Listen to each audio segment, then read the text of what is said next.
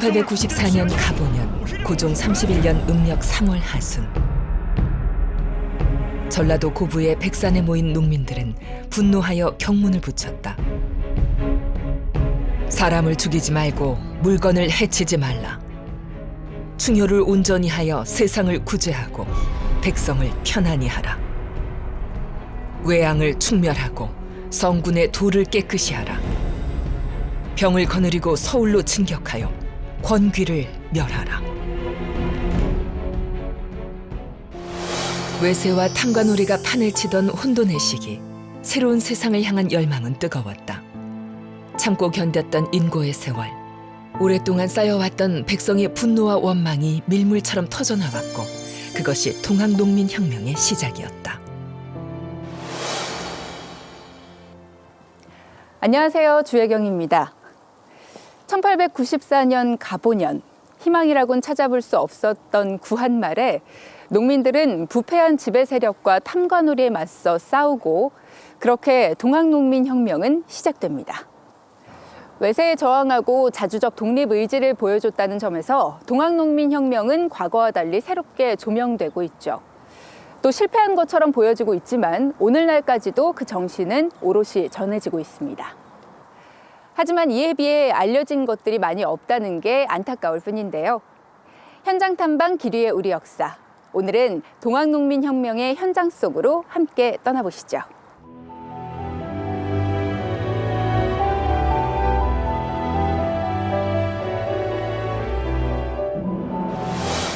(19세기) 초선 말, 야만성과 신무기로 무장한 유럽인들이 세계를 거의 식민지로 만들어가고 있는 가운데 미국, 영국, 러시아가 군함을 끌고 조선의 해안을 침범했고 프랑스는 강화도를 점령했다. 그러나 조선의 조정은 부패하고 무능했다. 개혁적인 정조가 죽은 뒤 순조부터 철종 때까지 외척인 풍양조 씨와 안동 김 씨의 30년 동안 이어져 온 세도 정치와 흥성대원군이 집권하면서 명성황후를 등에 업은 여흥민 씨들의 탐욕과 횡포로 조정의 재정이 고갈되다시피 했다.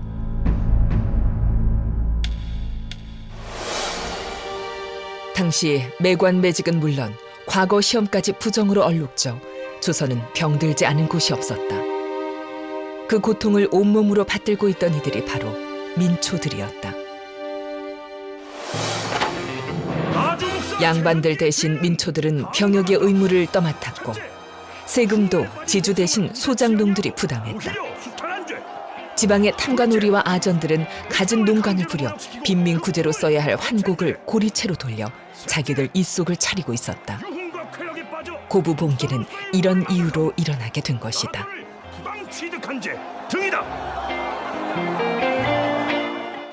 네, 오늘은 동학농민혁명에 대해서 자세히 알아볼 텐데요. 이야기 전해주실 분 모셨습니다. 신정일 선생님, 안녕하세요. 안녕하세요. 네, 반갑습니다. 네, 반갑습니다. 네. 예.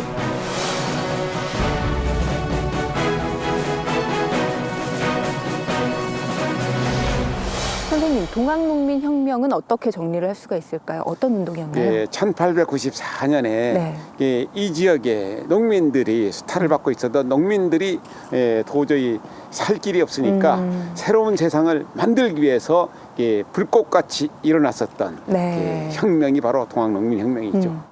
근데 생각을 해보면 불과 100년 전의 이야기잖아요. 예. 100년밖에 되지 않았는데 우리는 수업 시간에도 그렇고 사실 많은 것에 대해서 배우지 않는 것 같은 느낌이 들어요. 동학농민혁명은 그 당시에 밀란으로 치부돼 가지고 동학난이라고 했었거든요. 그래서 동학난이기 때문에 역적들이기 때문에 사람들이 사실 그 동학에 대해서 그 이름을 들먹이는 것조차도 꺼려했었어요. 그러다가 보니까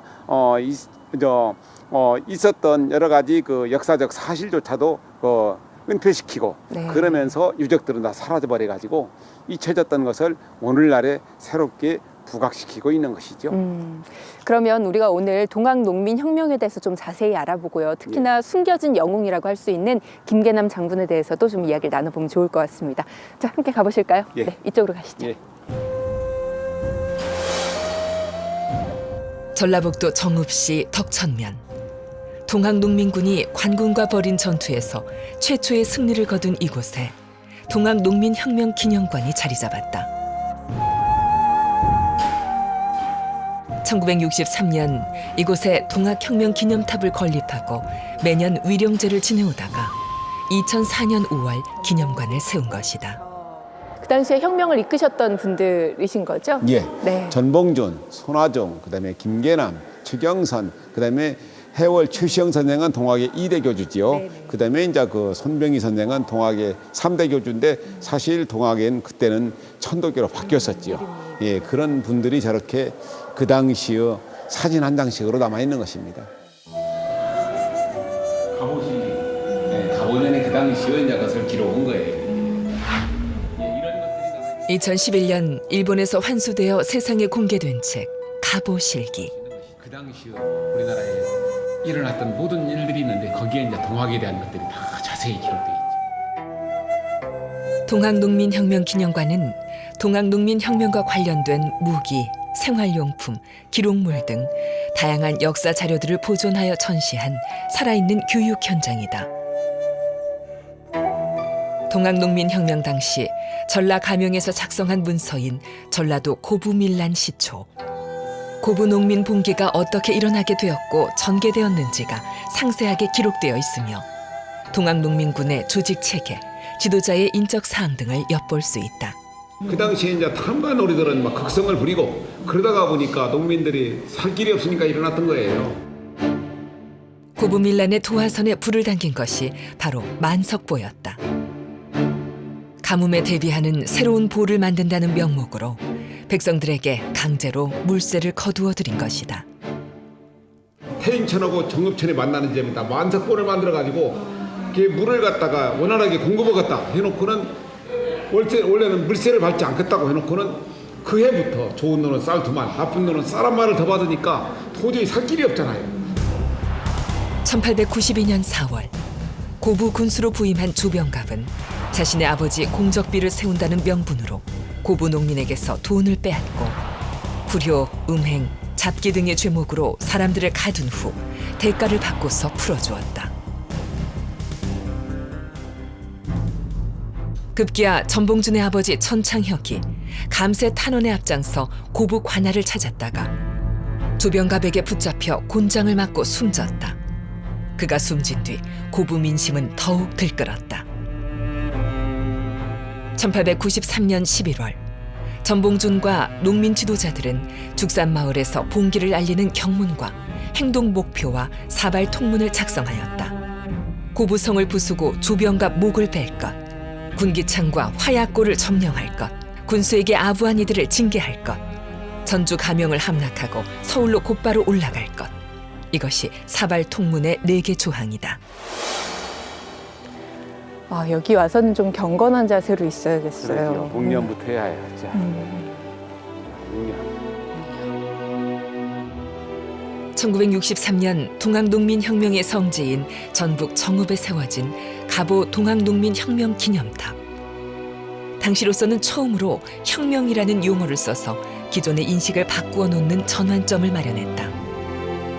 1894년 평등사상의 뿌리를 두고 반봉건과 반침략의 기치를 들어 봉기한 동학농민혁명은 친일파들의 모략으로 기념탑이 건립되던 1963년까지도 혁명이 아닌 동학난이라 불렸었다. 참여자들은 물론 후손까지도 반란군이나 역적으로 몰려 지독한 탄압을 받아 숨어 지내야 했다. 여기에는 뭐가 있나요? 여기에 중요한 이야기가 숨어 있죠. 여기 민요가 적혀 있네요. 그렇죠. 많이 들었었죠. 네네. 새야새야 파랑새야 녹두밭에 앉지 마라. 마라. 녹두꽃이 떨어지면은 청포장수 울고 간다. 갑옷에 갑옷에 을미적 병신되면 못 가보리. 1894년이 갑오년이에요. 그리고 1895년이 을미년, 1896년이 병신년인데 지금이 아니면은 나중에 을미적 하다가 병신돼서 못 간다. 농민군들이 농민군들한테 그것을 갖다가 알려주기 위해서 불렀던 참여라고 부릅니다. 새야 새야 파랑새야 녹두밭에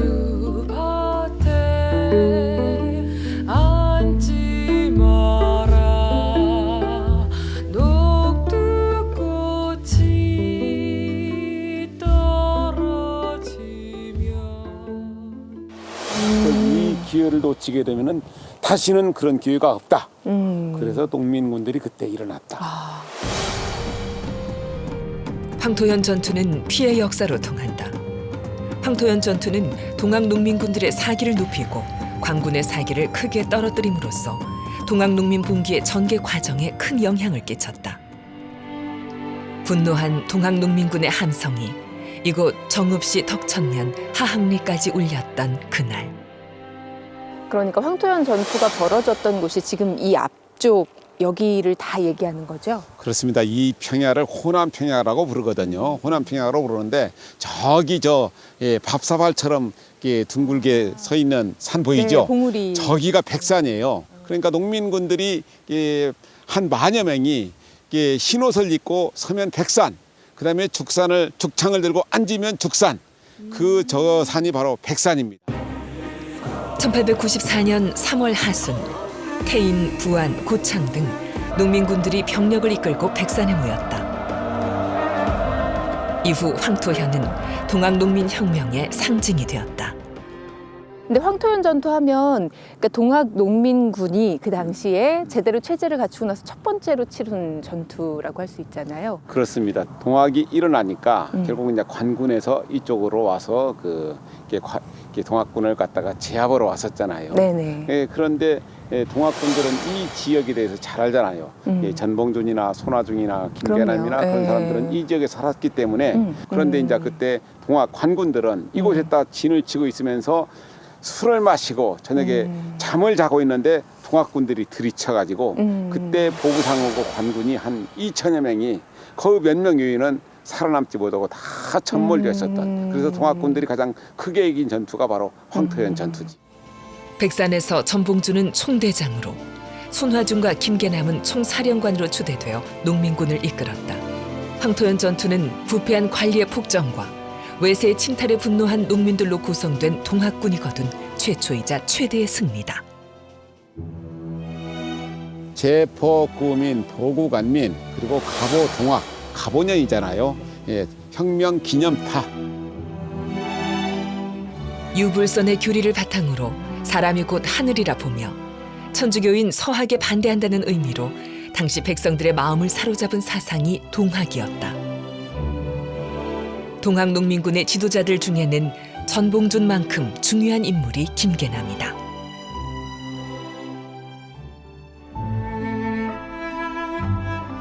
전라북도 남원시 규룡산에는 신라시대 때 창건된 선국사라는 오래된 절이 있다.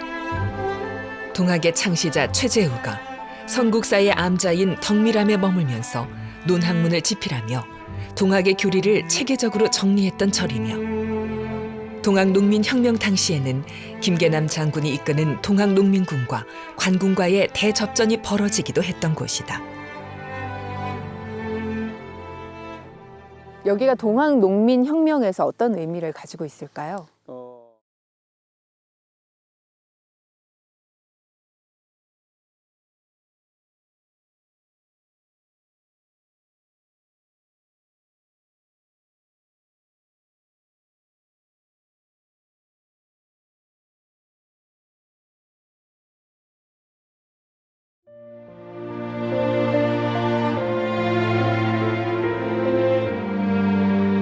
김계남 장군이 이끄는 동학 농민군은 남원성을 점령한 후 규룡산을 거점으로 활약했다.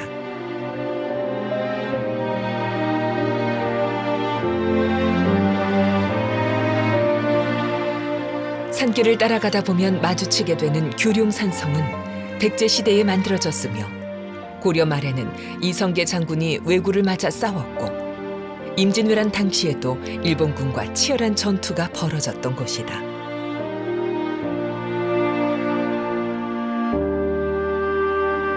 일본군이 남원성을 지나 한양으로 올라가려면 이곳 규룡산성에서 교전을 치를 수밖에 없었다. 성문을 들어서면 오른쪽에 나란히 선 비석들은 역대 무관들의 전적비다. 전적비를 통해 산성을 지켰던 과거의 시간들을 전해준다. 동학 농민군의 세력이 커지자 조정은 청나라의 원병을 요청했고 이를 지켜본 일본은 재빠르게 파병을 결정했다. 일본은 이미 조선에 발디딜 구실을 찾기 위해 혈안이 돼 있었는데 농민 봉기로 인해 절호의 기회를 잡은 것이다. 1894년 11월 동학농민군과 일본군, 관군 사이에 벌어진 우금치 전투는 동학혁명 과정에서 가장 치열한 싸움이었다. 무라타 소총 등으로 무장한 일본군은 구식 무기를 든 농민군을 학살했다. 마지막 싸움에서 진 전봉주는 순창으로 갔고 김계남은 회문산 일대로 피신했다. 쓰러진 동료들의 시체로 뒤덮인 언덕, 핏물이 흐르는 개천. 역사는 동학군의 패배를 그렇게 기록한다. 김계남은 처참한 실패를 뒤로하고 끝이 보이지 않는 길을 따라 걸었다.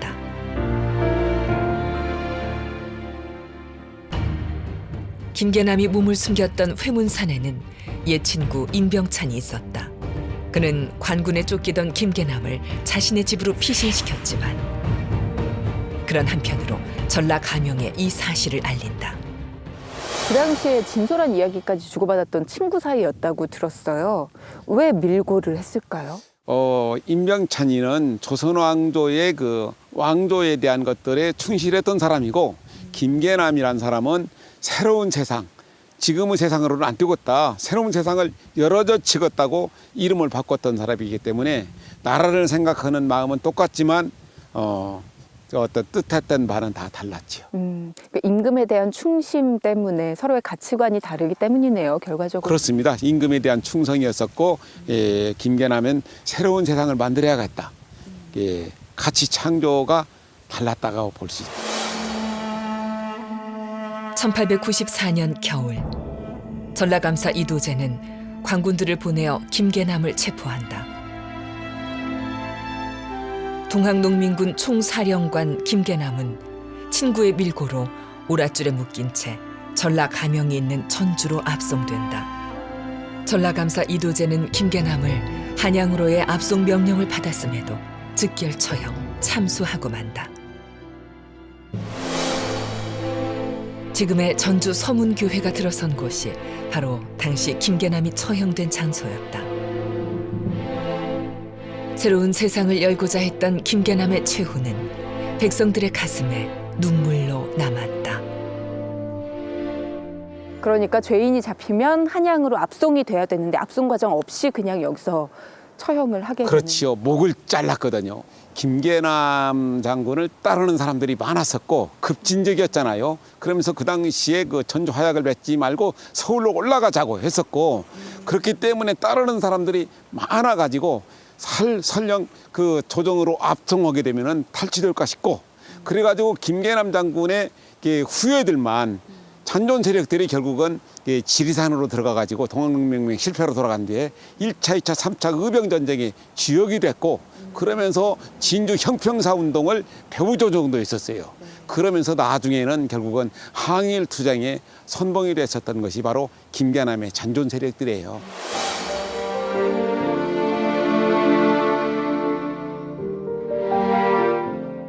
정읍시에서 20분을 더 달려 도착한 이곳. 동곡리 지금실 마을. 이곳에 김계남 장군의 생가터가 있다. 아니 근데 선생님 제가요 이 프로그램을 하면서 좋은 유적지들 전국 방방곡곡 다니고 있는데 여기는 좀 너무하다 싶은데요. 역사에서는 항상 승자의 것만 남아있는 거예요. 승자의. 패자의 것은 남아있는 것이 별로 없어요. 더더구나 이곳에서 이제 결국 도광김씨 24명의 접주 다 죽었잖아요. 그 중에서 가장 걸출했던 분이 바로 김계남 장군인데 그렇게 이제 역적으로 몰려서 죽고 나니까 그 집에 대해서 누가 관리하는 사람도 없고. 그러니까 우리가 교과서를 통해서 배울 때에도 동학농민 운동, 동학농민 혁명 하면 그냥 전봉준. 예. 마치 그 한 사람만이 혁명을 일으켰던 것처럼 그렇게 기억이 되거든요. 예. 그 뒤에는 이렇게 김계남 장군님 같은 분도 있으시고 그리고 또 사실 이름조차 알려지지 않은 민초들이 더 많았잖아요. 예, 그러한 것들이 우리가 간과되고 있는 것이죠. 항상 그래서 우리가 역사라는 것은 넓은 의미로 배워야 하고 그것들 넓은 의미로 사람들이 알아야 하는데 그것이 안 돼 있는 것이 우리나라의 역사의 현실이죠. 들풀만 무성하게 자라있는 생가터는 집터라고 추측만 할 수 있을 뿐 말 그대로 폐허의 풍경이다. 한때 이 지역을 넘어 나라 전체를 들썩이게 했던 김계남이었지만 이곳 고향 지금실과 그가 새 세상을 꿈꾸었던 남원 규룡산성 등 몇 곳을 제외하면 현재 김계남의 자취를 더듬어 볼 수 있는 곳은 거의 남아있지 않다. 정말 만들어진 지 얼마 안 된 느낌이 드네요. 예, 여기 94년에 세웠어요. 93년이구나. 93년. 90년대 초반에. 그러니까 김계남 장군님께서 돌아가시고 나서 이제 시신이 없었기 때문에 나중에 후손들이 새로 만든 묘지인 거죠. 그렇죠. 시신은 없지만 혼백이라도 가묘를 쓰자 해가지고 후손들이 그 돈을 내가지고 만든 것이 바로 김계남 장군 이 가묘예요. 어쩐지 만들어진 지 얼마 안 된 느낌이 좀 많이 들어요. 예, 주변의 분위기를 봐도. 시신마저 거두지 못해 세월이 한참 흐른 뒤에야 만들어진 김계남 장군의 가묘. 주변에는 그의 생애를 노래한 시비 계남장이 서 있다.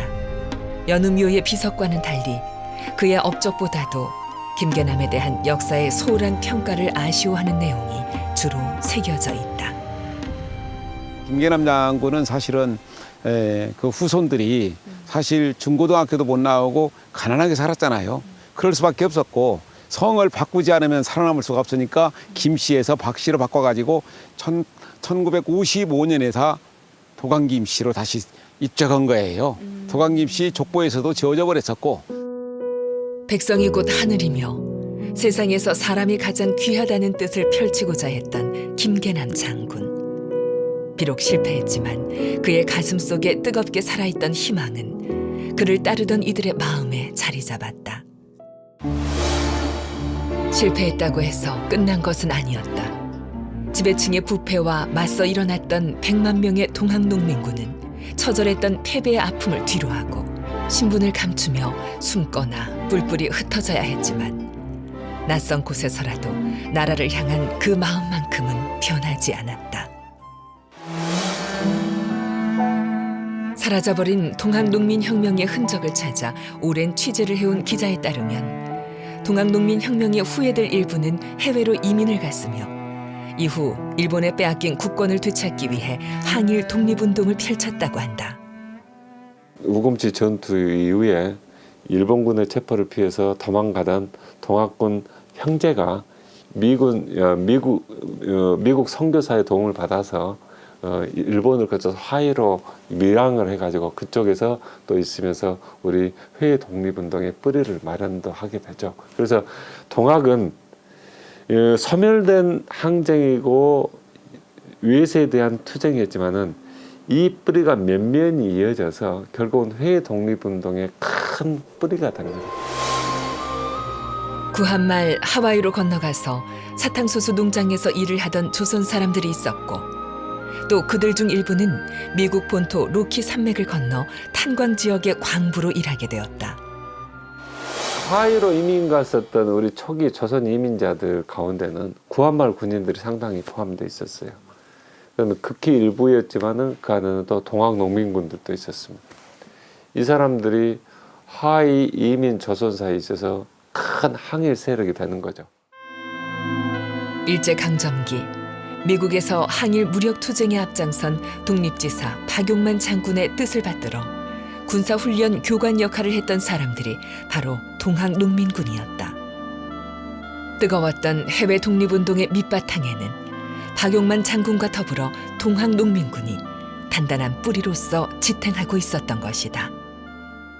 우리의 동학농민혁명, 다른 어느 세계의 여러 시민혁명과 견주어 봐도 절대 뒤지지 않는 그런 시민혁명이 아니었나. 민초들로부터 시작이 됐던 그런 커다란 혁명이었잖아요. 정말 대규모였고요.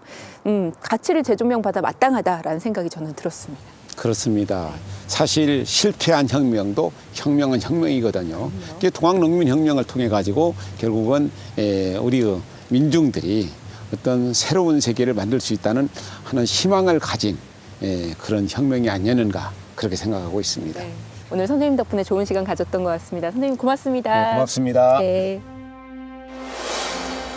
불과 100여 년 전의 일이지만 떠올리기조차 불편한 역사로 여겨지며 전투의 흔적과 기록조차 제대로 남아있지 않은 동학 농민혁명. 끝까지 타협하지 않았던 김계남의 후예들은 때를 기다리며 사람은 모두 평등하다는 동학 정신을 가슴속에 품고 살았다. 123년 전의 동학 농민혁명은 우리 역사상 최초로 반봉건, 반외세를 주장하며 근대 사회로 변화를 추구한 시민혁명으로서 이후 의병전쟁과 3.1운동 등 현대사의 도도한 물결로 이어지고 있다. 모두가 하늘이라며 다 함께 평등한 사회를 꿈꿨던 김계남 장군의 동학농민혁명은 철저하게 패배했습니다. 하지만 주인으로서 나라를 지키고자 했던 그 정신만큼은 오롯이 지금까지도 우리에게 마음으로 전해지고 있죠. 동학농민혁명의 숨결이 살아있는 이곳에서 과연 오늘날 우리의 세상은 어떤지 다시 한번 되돌아보게 됩니다. 현장 탐방 귀리의 우리 역사, 다음 이 시간에도 또 다른 역사의 현장에서 여러분 찾아뵙겠습니다. 함께해 주신 여러분 고맙습니다.